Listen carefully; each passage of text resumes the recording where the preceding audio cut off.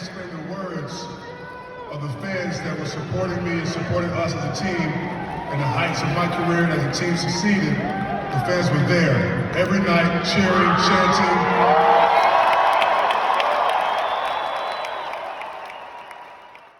Welcome back to your Valley Sports Plugs Phoenix Suns recap for February 22nd through March 5th, 2024. I'm Chris Patrick, and that's Michael Benjamin. We're here to break it all down for you. So let's go ahead and get right into it. Mike, what has been going on with the Phoenix Suns the past 2 weeks? Chris, let's take it back to Texas on the heels of the All-Star break as the Suns restart the engines in Dallas, but Luka Doncic has become the proverbial thorn in the Suns' side, right? As he goes for 41 points and the Mavericks score the first 16 of the second half. And Dallas gets their revenge at home 123-113. But Phoenix stays in the Lone Star State, traveling to Houston, starting a 3 out of the next 4 stretch against the young Rockets.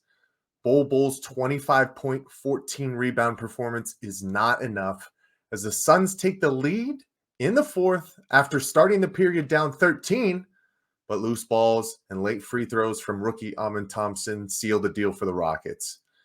It was time to take the floor at home for the first time in 11 days as LeBron James and the play-in Los Angeles Lakers come to town for a Sunday matinee, and Royce O'Neal led the way for the other guys with 20 points on 6 of 10 from deep, and the Suns hold on down the stretch after the Lakers clawed back within 2 after being down 20 early in the first. Then Houston took their turn heading on the road for a back-to-back in Phoenix, and the Rockets' feistiness got to the Suns, man, as D-Book and Cam Whitmore got into a minor scuffle midway through the fourth, but the Suns had control and hit key shots like Booker's 3 to expand the lead to 9 after the pushing, and the Suns squeaked this one out 110-105. Then on Saturday, March 2nd, it was time to celebrate a legend as Amari Stoudemire has his number 32 retired into the rafters. But Chris, this was the only bright point on the night in the final matchup against Houston as Brad Beal is ejected for smushing Jalen Green's face and Booker goes down with an ankle injury after stepping on Royce O'Neal's foot.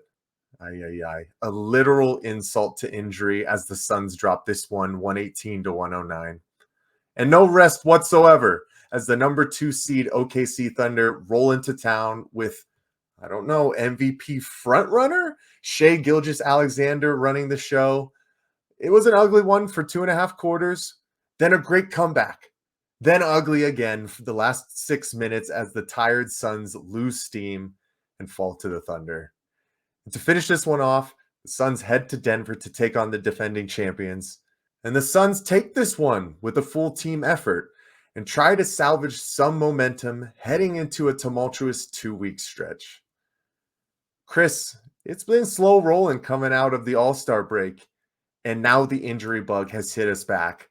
So I got to know how you've been feeling since the Suns have come back after the All-Star break, and where your mindset's at right now, man. Man, Mike, my mindset has been not so good lately, to be quite honest with you. Having only won 2 of these last 6 games is really tough. And losing 2 out of 3 to Houston, you can't expect to do that and still be considered a contending team. The injury bug is hitting, sure. That's fair. We are still in a playoff spot if the season ended today, yes. But with 20 games left, it's time to go, man. We have to prove what we are made of, injuries or not. Now, you're right. Devin Booker is out with that right ankle sprain, and guys like Bradley Beal are going to have to step up and stay healthy in the meantime. Emphasis on stay healthy. I mean, yeah, Beal had 31 against Oklahoma City. We know he has the ability to handle the scoring workload. But with Devin Booker out there, he was providing 25 to 30 points per game alongside Kevin Durant. And don't get me started on Kevin Durant and how he's been as of late. My goodness, shooting 9 of 22 against Dallas, 10 of 22 versus Houston, 7 of 20 against the Lakers, and the list goes on and on. The inconsistent play on the offensive end, including the turnovers from Durant, has been one of the biggest killers. I mean, Mike, in February, he averaged 3.6 turnovers per game. That is just ridiculous. I mean, the last time Kevin Durant played a game with 0 turnovers was on New Year's Eve, December 31st. So last year in a win against Orlando. That is just absolutely ridiculous. We're going to have to see what they do with Devin Booker out of the lineup for the next week or so. Against Oklahoma City, they added Royce O'Neal to the starting lineup, but he only managed an inefficient 9 points, going 3 of 10 from the field. So a little bit of plug and play, I think, is going to be going on. Even David Roddy found himself some minutes. So again, the Suns are trying to find an identity late in the season, in time to make a playoff push. You really just hope that they can get healthy and get right so that they can eventually do that. But it seems like there's some serious things lacking in this offense, and I'll just leave it like that. But Mike, I got to know what you've been seeing from this team in the last 2 weeks and what some of your thoughts are. Well, Chris, I'm probably going to sound like a broken record from a lot of people who talk about this team, even going back to last year. Man, this roller coaster continues. We cannot find any kind of momentum going in the right direction for more than it seems like an 8-game stretch, if that, right? We had our great times where we won a bunch of games, but then somebody gets nicked up, somebody gets hurt, we forget how to move the basketball, and these same issues continue to occur for this Phoenix Suns team. And the craziness, I'm talking about, Chris, this is really crazy the way that this team turns over the basketball. 27th in the league for 3 all-pro level players to be so careless with the basketball. I mean, just the other night against OKC, after Booker goes down, who was turning the ball over a lot against Houston before he got hurt as well, Bradley Beal and Kevin Durant combined for 12 turnovers. You're going to lose games when you don't handle the ball.